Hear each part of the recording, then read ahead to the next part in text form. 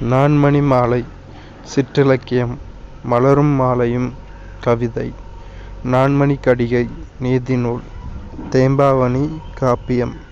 அடுத்தொரு பொறுத்துக. நூலாசிரியர் ஆசாரக்கோவை பெருவாயின் முள்ளியார். கார் 40 கண்ணன் கூத்தனார். முதுமொழி காஞ்சி கூடலூர் கிழார். நான்மணிக் கடிகை விளம்பை நாகனார். கம்பராமாயணத்தில் அமைந்திராத காண்டம் மதுரை காண்டம். அப்போ கம்பராமாயணத்தில் அமைந்துள்ள காண்டங்கள் அயோத்தியா காண்டம், ஆரண்ய காண்டம், யுத்த காண்டம். முழுவதும் விருத்தப்பாக்களால் ஆன காப்பியம் கம்பராமாயணம். மூவருலா எந்த மன்னர்களை போற்றி பாடப்பட்டது? சோழர். ஆண்பால் பிள்ளைத்தமிழுக்குரிய பருவம் சிறுதேர். அப்போ அம்மானை ஊசல் கலங்கியதெல்லாம் பெண்பால் பிள்ளைத்தமிழுக்குரிய பருவங்கள். நல்லது செய்தல் ஆற்றிராயினும் அல்லது செய்தல் ஓம்புமீன். இப்பாடலடியில் இடம்பெற்றுள்ள நூல் புறநானூறு. மணநூல். இந்நூலின் ஆசிரியர் திருத்தக்க தேவர். அடுத்து ஒரு பொறுத்துக. மாணிக்க வாசகர். திருக்கோவை. ஆண்டாள். நாச்சியார் திருமொழி. சுந்தரர். திருத்தொண்ட தொகை. திருநாவுக்கரசர். தாண்டகவேந்தர். தற்போதுள்ள திருவள்ளுவர் ஓவியத்தை புனைந்தவர் வேணுகோபால் சர்மா.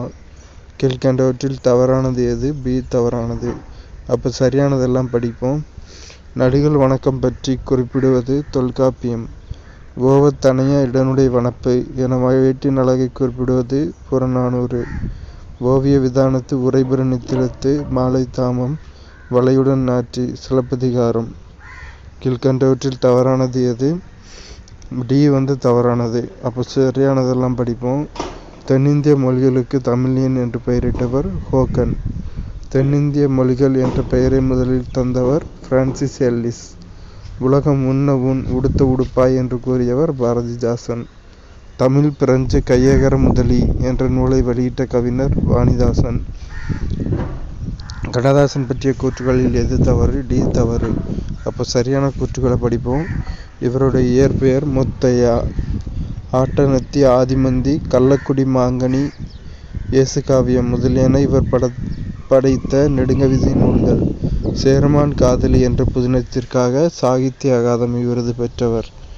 நாடு மொழியும் நமதிரு கண்கள் என புகழ்ந்துரைத்த கவிஞர் பாரதியார். அடுத்தொரு பொறுத்துக. மாங்கனி நெடுங்கவிதை. ராசதண்டனை நாடகம். வேலங்குடி திருவிழா புதினம். சேரமான் காதலி வரலாற்று புதினம். தமிழ் மலர் இதழ்.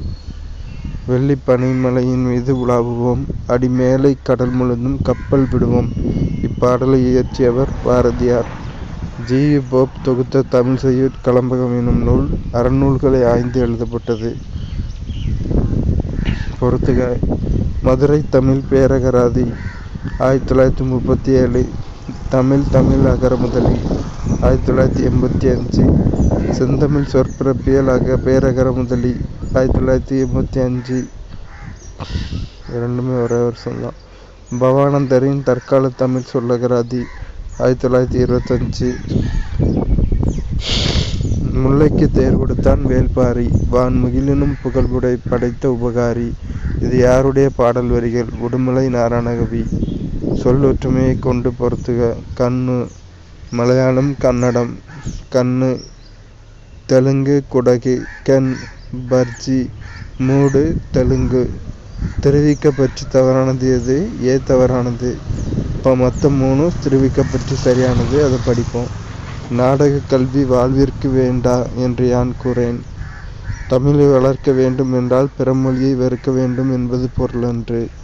இடைக்காலத்தில் நாடக கலையால் தீமை விளைந்த போது அதை சிலர் அழிக்க முயன்றதுண்டு. அடுத்தொரு பொறுத்துக. பெருஞ்சித்திரனார் தனித்தமிழ். உவேசா தமிழ் தாத்தா. ராப்பி சேதுப்பிள்ளை சொல்லின் செல்வர். திருவிக்க தமிழ் தென்றல். தமிழ் மொழியை எழுத 20 எழுத்துக்கள் பயன்படுத்தப்பட்டன என்பதற்கு சான்றாக திகழும் கல்வெட்டு அரச்சலூர் கல்வெட்டு. உலகின் மிக பழமையான நிலப்பகுதியான குமரி கண்டம் கடற்கோளால் மூழ்கிவிட்டதற்கான சான்று இந்நூலில் கூறப்படுகிறது. தண்டி அலங்காரம். அடுத்து ஒரு கூற்று காரணம். சிந்து சமவெளி நாகரிகத்தை கரப்பா நாகரிகம் என்றும் அழைக்கலாம். ஏனெனில் சிந்து சமவெளியில் முதலில் கண்டுபிடித்த இடம் ஹரப்பா ஆகும். இதில் கூற்று மற்றும் காரணம் சரி. காரணம் கூற்றை சரியாக விளக்குகிறது. அடுத்து சிந்து நாகரிகம் குறித்து தவறான அறிக்கையை தேர்வு செய்யவும். பி தவறானது. அப்போ மற்ற 3 சரியானது. அதை பார்ப்போம். ஆடு மாடு வளர்த்தல் அவர்களுக்கு தெரிந்திருந்தது. குதிரைகளை பயன்படுத்தவில்லை. பெரிய காளையின் உருவம் சிந்து நாகரிக முத்திரைகளில் காணப்படுகிறது. சரியான ஒன்றை தேர்வு செய்க. பாண்டியர்கள் மீன் சின்னம், சோழர்கள் புலி சின்னம், சேரர்கள் வில்லும் அம்பும். பின் வருவனவற்றுள் யார் மத்தவிலாச பிரகடனத்தை சமஸ்கிருதத்தில் எழுதினார்? முதலாம் மகேந்திரவர்மன். அடுத்து ஒரு பொறுத்துக. பீர் பஞ்சால் காஷ்மீர், தராய் சிவாலிக், பீகாரின் துயரம் கோசி, குருசிகார் ராஜஸ்தான். இந்தியாவின் தென்கோடி முனை எது? இந்திரா முனை. பின்வரும் மலைத்தொடர்களை வடக்கிலிருந்து தெற்காக வரிசைப்படுத்துக. காரகோரம் மலைத்தொடர், லடாக் மலைத்தொடர், ஜாஸ்கர் மலைத்தொடர், பீர்பாஞ்சல் மலைத்தொடர். பின்வரும் கூற்றுகளில் தவறானது எது? டி தவறானது. அப்போ மொத்தம் 3 சரியானது. மேற்கு தொடர்ச்சி மலையின் மடுப்பகுதி சயாத்ரி என்று அழைக்கப்படுகிறது. வடக்கிலிருந்து தெற்கு நோக்கி செல்ல செல்ல உயரம் அதிகரிக்கிறது. கிழக்கு தொடர்ச்சி மலைகளும் மேற்கு தொடர்ச்சி மலைகளும் நீலகிரியில் ஒன்றிணைகின்றன. அடுத்து ஒரு கூற்றுகளை ஆராய்க. லட்சத்தீவுகள் பவளைப்பாறைகளால் ஆன சிறிய தீவு குழுக்கள். இதன் நிர்வாக தலைநகரம் கவரத்தி ஆகும். இவற்றில் உள்ள பிட் தீவில் பறவைகள் சரணாலயம் உள்ளது. கூற்று மற்றும் காரணம். கூற்று காரணம் ரெண்டும் தனித்தனியாக சரி. ஆனால் காரணம் கூற்றை விளக்கவில்லை. இமயமலையில் உருவாகும் ஆறுகள் அனைத்தும் வற்றாத ஜீவநதிகளாக திகழ்கின்றன. சரி. இமயமலை பெரும்பாலான மழைப்பொழிவை தென்மேற்கு பருவமழை மூலம் பெறுகிறது. சரி. பொறுத்துக. ஒளிச்சேர்க்கை குளோரோபிளாஸ்ட், சவ்வூடு பரவல் பிளாஸ்மா சவ்வு, சுவாசித்தல் மைட்டோகாண்ட்ரியா, புரதச் சேர்க்கை ரிபோசோம்கள். கிளைகாலிசிஸ் என்ற நிகழ்ச்சியின் போது கீழ்கண்டவற்றுள் எந்த மாற்றம் நடைபெறுகிறது? குளுக்கோஸில் இருந்து பைருவிக் அமிலம். வாலிஸ்னேரியா என்பது என்ன? முழுவதும் மூழ்கிய நீர்த்தாவரம். அடுத்த ஒரு பொறுத்துக. புல் உற்பத்தியாளர்கள். வெட்டுக்கிளி முதல்நிலை தாவர உண்ணி, தவளை முதல்நிலை ஊன் உண்ணி, பாம்பு 2ஆம் நிலை ஊன் உண்ணி. வெண்டை தாவரத்தின் யூசர் பெயர் எபல்மாஸ்கஸ் எஸ்குலண்டஸ். சரியான இணையை தேர்வு செய்க. வைட்டமின் ஏ கொழுப்பில் கரையும் தன்மையுடையவை. கீழ்காணும் வாக்கியங்களை கண்டறிக. கூற்று மற்றும் காரணம். கூற்று சரி, காரணம் தவறு. கூற்று மட்டும் படிப்போம். மாலைக்கண் நோய் வைட்டமின் ஏ குறைபாட்டினால் நிகழ்கிறது. கீழ்கண்டவற்றில் எது சரியான தொகுப்பாகும்? டார்வின் சூழ்நிலைக்கு ஏற்றவாறு வாழ்வது. மனிதனில் மலேரியா ஒட்டுண்ணியினால் எந்த வகை செல்கள் பாதிக்கப்படுகிறது? மனிதனில் மலேரியா ஒட்டுண்ணியினால் எந்த வகை செல்கள் பாதிக்கப்படுகிறது? கல்லீரல் செல் மற்றும் இரத்த சிவப்பணுக்கள். பொறுத்துக.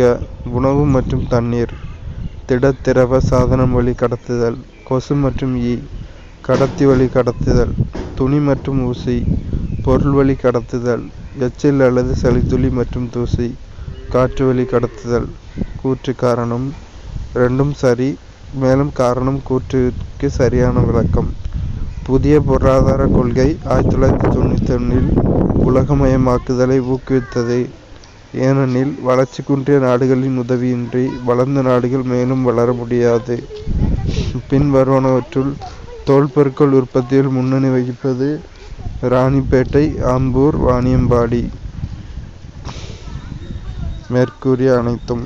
நிதி ஆயோக் குறித்த சரியான கூற்றுகள் எவை? ஜனவரி 1, 2015இல் நிறுவப்பட்டது. இந்தியாவை உருமாற்றம் செய்வதற்கான தேசிய நிறுவனம். அவ்வளோதான்.